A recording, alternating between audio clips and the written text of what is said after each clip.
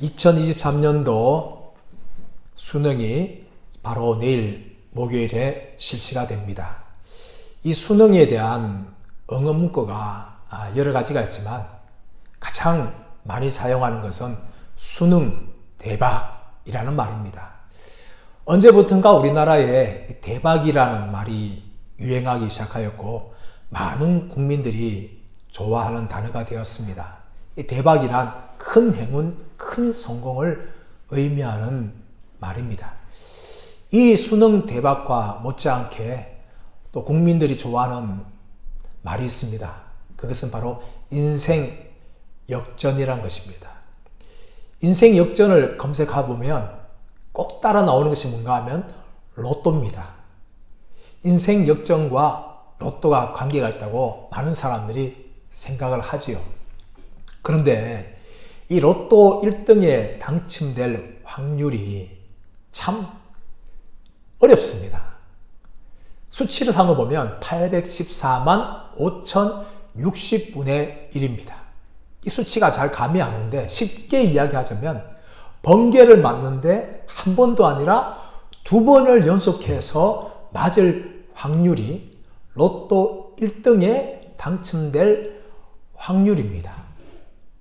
이렇게 어렵게 로또 1등에 당첨되지만 로또가 처음부터 발생해서 작년 21년도 7월까지 1등에 당첨된 사람들의 숫자가 무려 7,000명이 넘습니다. 참 대단한 것입니다. 번개를 두 번 연속으로 맞아야 될 확률을 7,000명이 넘는 사람들이 1등을 맞은 것입니다. 그렇다면 여러분, 로또 1등에 당첨된다고 해서 과연 인생이 역전이 될까요? 아마 어쩌면 어떤 사람들은 로또 1등에 당첨되어서 인생 역전이 아니라 인생 비극, 인생 나락에 떨어진 사람들도 의외로 많을 것입니다. 우리는 지난주에 감옥에서 나온 요셉에 대해서 말씀을 나누었습니다. 어느 날 바로가 꿈을 꾸었습니다. 하지만 그 바로의 꿈에 대해서 애굽 땅에 있는 모든 지혜로운 자들이 해석을 하지 못하였습니다. 그때 술 맡은 관원장이 자신의 감옥에 있을 때에 자신의 꿈을 해석해 주었고 그 꿈대로 되었던 것을 기억하면서 요셉에 대한 이야기를 합니다. 바로는 급히 사람들을 보내서 요셉을 자신 앞에 불러옵니다. 그리고 자신의 꿈에 대해서 이야기합니다. 요셉은 내가 아니라 하나님이 바로에게 꿈을 해석해 줄 것입니다. 라고 고백하면서 바로의 꿈에 대해서 해석해 주었습니다. 바로는 요셉의 해석을 들으면서 크게 칭찬하였습니다. 너는 정말 하나님의 영에 감동된 사람이구나. 하나님이 이 모든 것을 내게 말씀하셨으니 너같이 명철하고 지혜로운 자가 없구나. 너는 내 집을 다스리라. 내 모든 백성이 내 명령을 들으리니 내가 너보다 높은 것은 이 보좌뿐이니라 하면서 요셉에 대해서 크게 칭찬하고 요셉을 인정해 주었습니다. 그리고 오늘 본문인 41절 말씀 보시면 요셉을 애굽의 총리로 임명해 세웁니다. 여러분, 이것은 정말 요셉의말로 인생 역전을 경험한 내용을 보여주고 있습니다. 오늘 본문을 계속해서 바로가 요셉을 애굽의 총리로 세운 후의 행동을 보여줍니다. 42절 이하 말씀 보시면 먼저 바로는 요셉에게 자신의 인장 반지를 빼서 요셉의 손에 끼워줍니다. 여러분, 인장 반지란 것은 왕이 문서나 칙령을 선포할 때 찍는 것을 말합니다. 그리고 신하들이 어떤 내용에 대해서 왕에게 보고할 때에 그 보고서에 도장을 찍는 것입니다.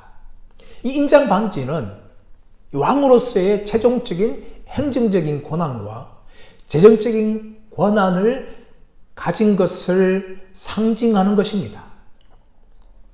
그러므로 바로가 자신의 손에서 빼어서 요셉의 손에 끼워졌다는 것은 이제 실질적으로 요셉이 바로의 대리자가 되어서 왕의 권세를 행사하는 사람이 되었다는 것을 보여주는 것입니다.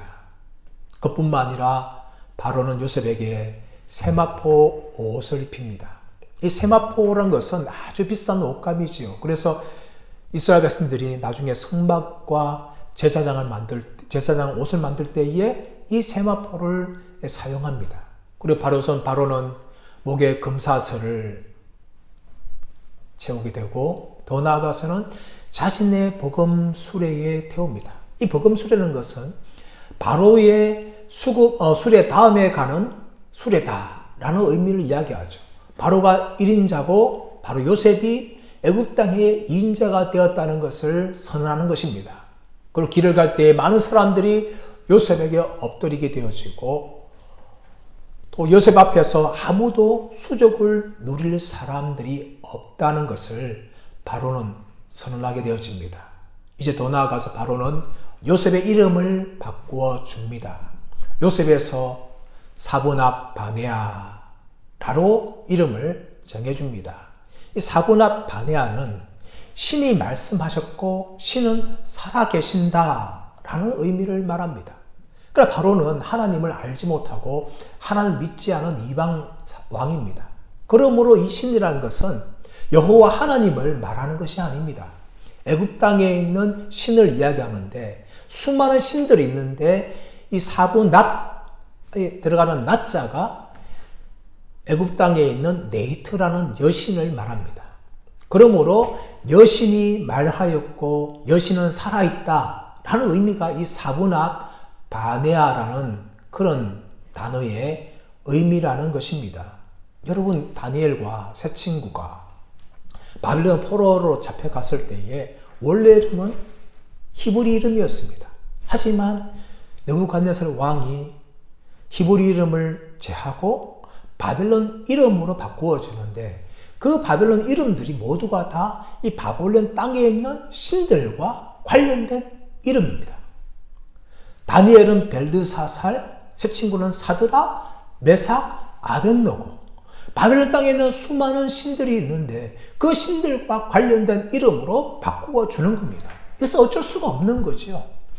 다니엘과 세 친구도 바벨론 땅에 살았기 때문에 왕이 바꿔준 이름대로 그대로 살아야 했고, 요셉도 바로 왕이 자신의 이름을 사브낫 바네아로 바꾸어 줬는데 그 바꿔준 이름대로 살아야 했었습니다. 그뿐만 아니라 요셉은 온의 제사장 보디발의 딸 아스낙과 결혼을 하게 됩니다. 이 온의 제사장 집안은 애굽 땅에서 막강한 권력을 가진 집안입니다. 이 온의 제사장 집단과 버금가는 권위를 가진 사람들이 멤피스의 신 프타를 섬기는 제사장 집단입니다. 이런 집단보다 좀 더 높은 권위를 가진 집단들은 하나밖에 없었습니다. 그것은 테베의 신 아몬을 섬기는 제사장 집단입니다. 이 종교적인 제사장 집단들이 막강한 권력을 가지고 있었는데 이 권력 집단 중에서 온의 제사장은 서열 두 번째에 해당하는 막강한 권력을 가지고 있는 그런 제사장 집단이었습니다. 그 온의 제사장 보디베라, 이 보디베라 우리가 보디발 살펴보았듯이 이 보디발과 같은 의미입니다. 태양신 내가 준 사람 이라는 의미가 보디베라, 보디발이죠. 이 태양신을 섬기고 있는 이런 제사장 집안의 딸인 아스낙과 결혼합니다. 이 아스낙, 낫이 들어가죠. 다시 말하면 그녀는 여신 네이트의 소유이다. 이런 의미를 가지고 있는 아스낙과 결혼을 하게 되어집니다. 이렇게 권세적으로 막강한 이 제사장 집안과 결혼함을 통하여서 이제 요셉은 출세의 가도만 남았습니다. 이미 요셉은 총리의 자리에 올랐고 거기에다가 이 처갓집의 권세까지도 가지고 있었습니다. 여러분, 이때에 요셉에게 무엇이 생각날까요? 아마 본전 생각이 날 겁니다. 애굽의 총리가 되었습니다. 남들이 다 부러워하는 그런 집안과 결혼하여서 자신의 등 뒤에는 막강한 이 종교적인 배경까지도 가지고 있었어요. 세상에 어떤 권세자보다 정말 아무도 비교하기에 떨어지지 않는 그런 자리에 요셉이 올라갔어요. 이런 요셉이라면 본전 생각이 자동적으로 날 거예요. 나를 모함해서 감옥에 들어가게 했던 보디발의 아내에 대해서, 자신의 말을 완전하게 믿어주지 않은 보디발에 대해서, 자신이 꿈을 해석해 주었지만 2년 동안 까마득히 잊어버렸던 술 맡은 간장에 대해서 얼마나 복수하고 싶은 마음이 생겼을까요? 그러나 여러분, 요셉은 결코 그렇게 하지 않았습니다. 45절 말씀 보시면 요셉이 이 아스낙과 결혼한 후에 바로 무엇을 합니까? 보디발의 아내에게, 보디발에게, 술 맡은 간장에게 복수하는 것이 아니라 애굽 땅을 나가서 순찰하였다라고 이야기합니다. 애굽의 총리로 세워졌기 때문에 자신의 일을 지금 성실하게 하고 있는 모습을 보여주는 것입니다. 이런 모습은 노예로서 보디발의 감옥에, 보디발의 집에 팔렸을 때에도 보여주었고, 감옥에 들어갔을 때에도 그 감옥 안에서도 열심히 성실하게 일하는 이 요셉의 모습을 보여줍니다. 오늘 본문에서도 요셉은 총리가 되자마자 결혼을 하는 막강한 권세를 가졌지만 복수하는 것이 아니라 자신의 일을 맡기 위해서 성실하게 최선을 다하는 모습을 보여주고 있는 것입니다. 여러분, 어떻게 이렇게 요셉이 될 수 있었을까요? 얼마든지 자신의 권세를 가지고 사람들에게 복수할 수도 있지만 그 복수의 칼을 다 내려놓고 자신의 일만을 묵묵히 감당하는 이런 모습을 보여주고 있습니까? 이 모든 것은 바로 하나님의 훈련 때문이었습니다. 노예로 팔려서 시작해서 30세 애굽의 총리가 되기까지 무려 13년의 세월이 지났습니다. 하나님은 그 13년 동안에 요셉을 단단하게 훈련시켰습니다. 애굽의 총리가 되어도 절대 교만하지 않고 타락하지 않는 그런 사람으로 하나님이 만들어 주신 것입니다. 오스왈드 샌더스라는 유명한 성경 교사이자 선교사는 이렇게 말합니다. 물이 가득 찬 컵을 자유롭게 옮길 사람은 거의 없다. 왜냐하면 갑자기 높아지면 우리를 깊은 타락과 교만에 빠지게 하기 때문이다 라고 말한 것입니다. 이런 사람이 갑작스럽게 높아질 때에 대부분 사람들은 교만과 타락에 빠질 수밖에 없습니다.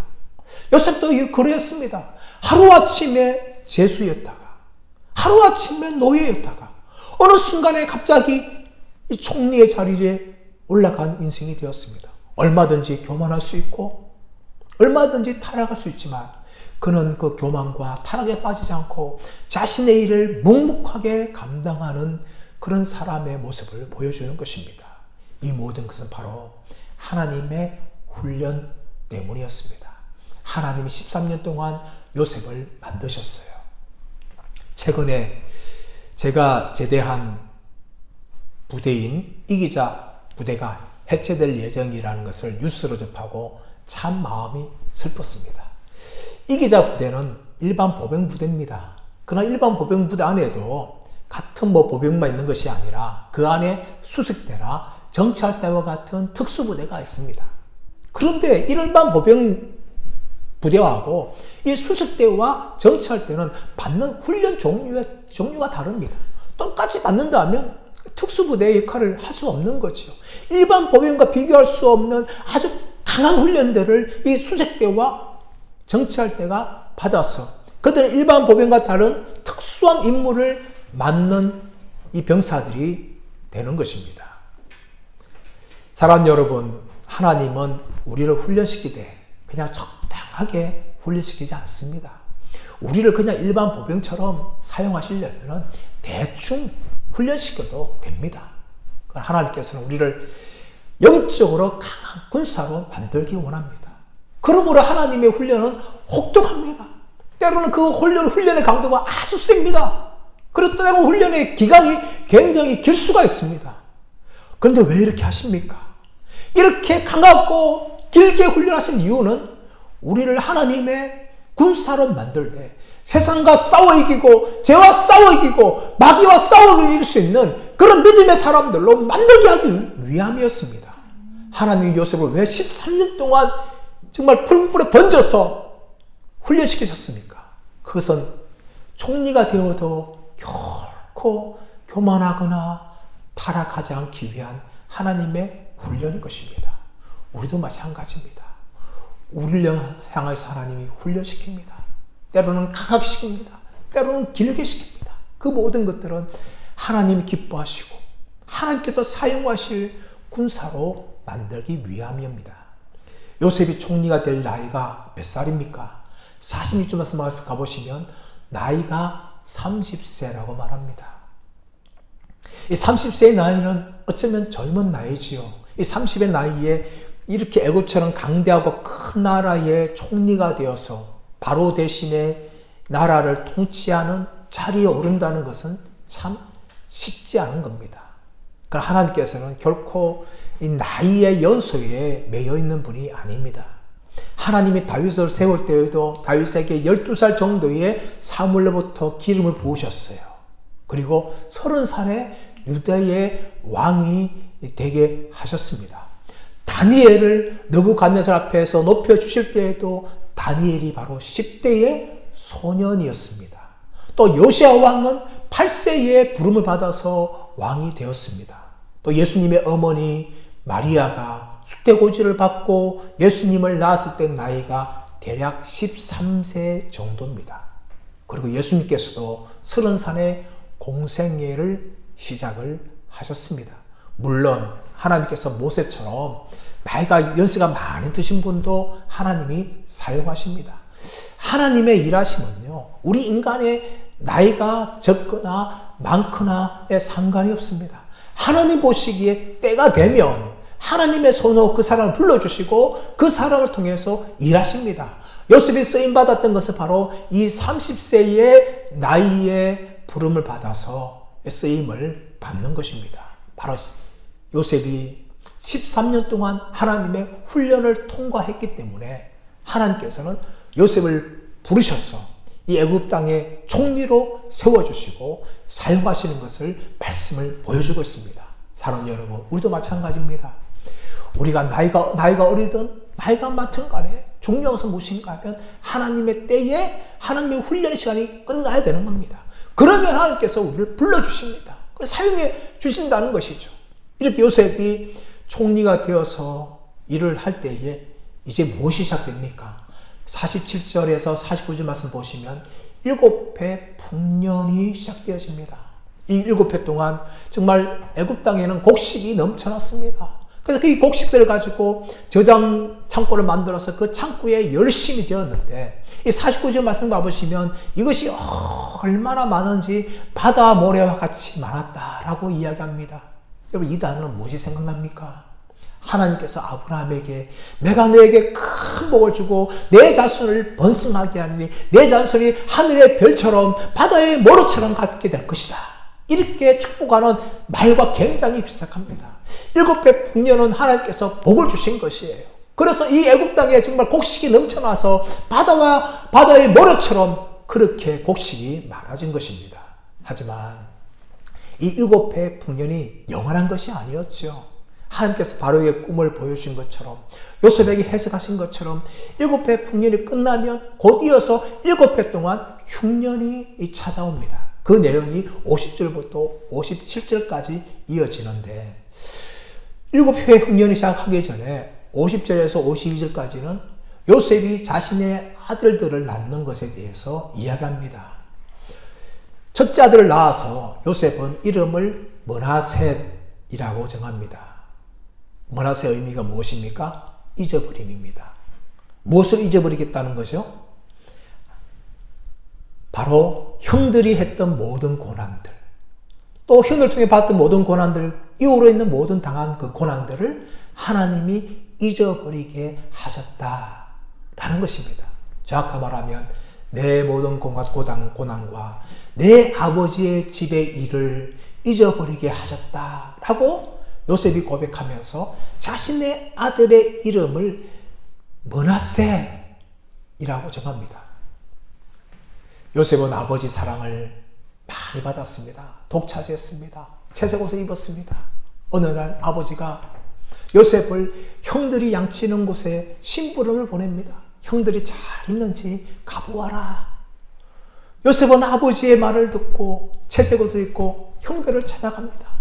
형들이 멀리 보니까 요셉이 오는 거예요. 그들이 어떻게 말합니까? 아, 저 멀리서 꿈꾸는 자가 오는도다. 우리가 그를 죽여서 그의 꿈이 어떻게 되는지 보자 하면서 죽이기를 계획하였습니다. 하지만 하나님이 간섭하셔서 형들은 요셉을 죽이지 않고 구덩이에 던집니다. 그리고 지나가는 이스마엘 상인들에게 노예로 은 20에 팔아버립니다. 요셉은 정처 없이 이스마엘 상인들 따라서 갑니다. 그리고 애굽 땅에 노예로 팔리는데 그 집이 바로 보디발의 집이었습니다. 그 보디발의 집에서 열심히 일하였습니다. 하나님이 함께 하시니까 형통한 자가 되었어요. 보디발이 보니까 요셉을 통하여 모든 집안이 형통하게 되는 것을 보았습니다. 가정 총무의 자리에 세워줍니다. 요셉은 높아졌습니다. 근데 어느 날 이 보디발의 아내가 아무도 없을 때에 이 요셉을 유혹합니다. 나와 함께 동침하자. 요셉은 벗어나기 위해서 자신의 옷을 벗어던지고 도망갑니다. 근데 그 옷 때문에 요셉은 모함을 받습니다. 수많은 종들 앞에서 또 보디발에게 모함을 당하여서 이제는 감옥에 빠지게 됩니다. 그 감옥에서 또 열심히 일을 하였습니다. 간수장이 옥중의 재반 사무를 다 요셉에 맡겼는데 어느 날 술 맡은 관원장과 떡 굽는 관원장이 들어옵니다. 그리고 그들이 꿈을 꿉니다. 아무도 꿈을 해석한 사람이 없을 때에 요셉이 그들의 꿈을 해석해 줍니다. 그 해석대로 술 맡은 관원장은 바로 앞에 복직하게 되고 떡 굽는 관원장은 나무에 달려서 죽습니다. 요셉은 술 맡은 관원장에게 부탁합니다. 당신이 바로 앞에 복직하게 되거든 나를 기억하여 주옵소서. 나는 히브리 사람인데 이런 일 할 사람이 아닙니다. 하면서 자신을 생각해 달라고 간절하게 부탁을 하였습니다. 하지만 이 요셉의 간절한 부탁에도 불구하고 술 맡은 관원장은 바로 앞에 서자마자 요셉에 대해서 까마득하게 잊어버렸습니다. 요셉이 무엇을 잊어버린 겁니까? 바로 요셉이 형들의 미움을 받아서 구덩이에 던져지고 바로 앞에 서기까지 자신의 13년 동안의 모든 고난에 대해서 잊어버렸다고 고백하는 겁니다. 그 고난의 시작은 무엇입니까? 형들에 대한 미움입니다. 요셉에게는 얼마나 트라우마가 생겼을까요? 13년 동안 자신을 노예로 판 형들이 얼마나 미웠을까요? 결코 요셉은 형들을 잊어버리지 않았습니다. 나중에 양식을 찾아온 형들을 보자마자 바로 형들을 알아볼 만큼 요셉은 형들의 얼굴을 똑똑하게 기억하고 있었습니다. 하지만 요셉이 잊어버린 것은 무엇입니까? 형들을 잊어버린 것이 아니라 형들이 행한 악한 일들과 그 일을 통해서 자신이 당했던 13년 동안의 모든 고난에 대해서 요셉은 잊어버렸다라고 이야기합니다. 여러분, 이것을 인간적인 힘으로 잊어버릴까요? 여러분, 인간은 그렇게 강하지 않습니다. 인간은 저와 여러분 결코 강하지 않아요. 남들에게 상처받은 일이 생기거나 또 상처받는 사건이 생기게 되지만 어쩌면 평생이 우리의 트라우마가 되는 것입니다. 그것이 인간입니다. 그런데 어떻게 요셉이 자신이 당한 모든 고난들, 형들부터 시작해서 모든 13년 동안 고난을 잊어버렸다라고 그렇게 고백할 수 있습니까? 그것은 하나님께서 요셉의 상처를 치유해 주신 것입니다. 요셉의 상처를 치유해 주시니까 요셉이 당했던 모든 고난들을 자신은 잊어버릴 수가 있다라고 고백한 것입니다. 사랑하는 여러분, 저와 여러분도 마찬가지입니다. 인생을 살아가면서 우리는 얼마나 많은 상처를 당합니까? 때로는 사랑했던 가족들로부터, 친구들로부터, 친척으로부터, 이웃들로부터, 동기들로부터 우리는 뜻하지 않은 많은 배신들을 당하고 상처를 입습니다. 그런데 그 상처와 배신들이 우리의 평생의 트라우마로 찾아가 되어지고 평생 동안 괴롭게 하는 올무가 되고 마는 것입니다. 어떻게 이것을 잊을 수가 있을까요? 우리 힘으로는 결코 되지 않습니다.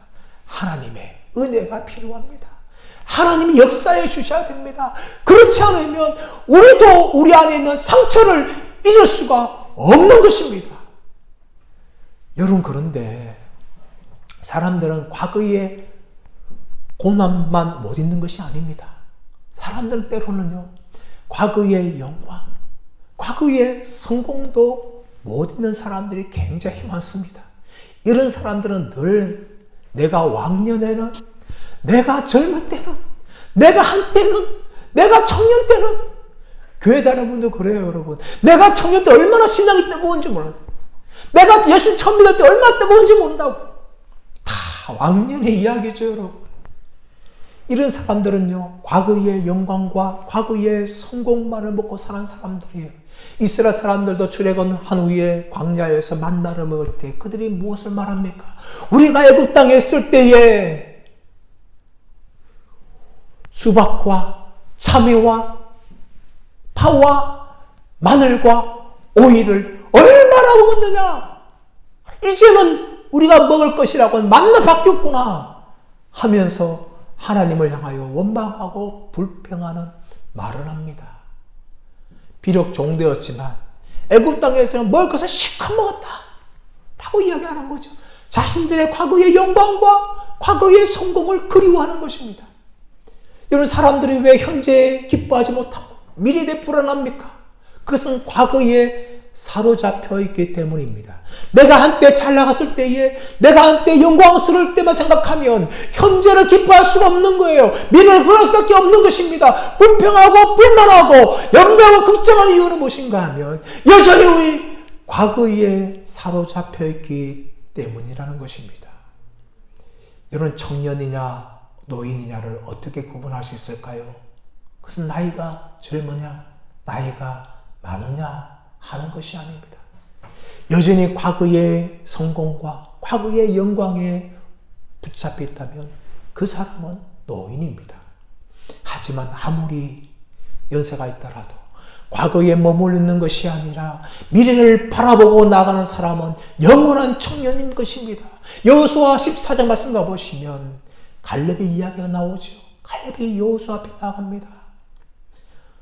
하나님이 나에게 전에 말씀하신 것처럼 이 산지를 내게 주옵소서. 당신도 들었거니와 내가 하나님이 나와 함께 하시면 하나님이 말씀하신 대로 그 산지를 취하게 될 것이다. 비록 그 땅에는 아랍 자손이 살고 있고 그 땅은 험한 달지라도 하나님이 나와 함께 하시면 내가 하나님의 말씀대로 그 산지를 취할 것이다. 이렇게 고백하셨던 것은 여러분, 갈렙이 젊었기 때문이 아닙니다. 이 고백을 할 때의 나이가 85세의 나이입니다.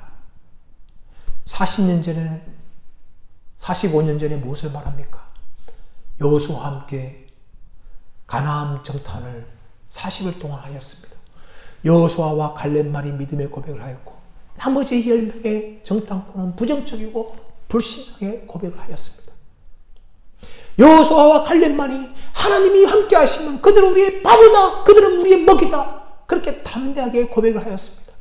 그 45년 지난 후에 아무도 헤브론 산지를 취할 수 없었지만 85세가 된 이 갈렙이 여호수아 앞에 나가서 그날에 당신도 들었거니와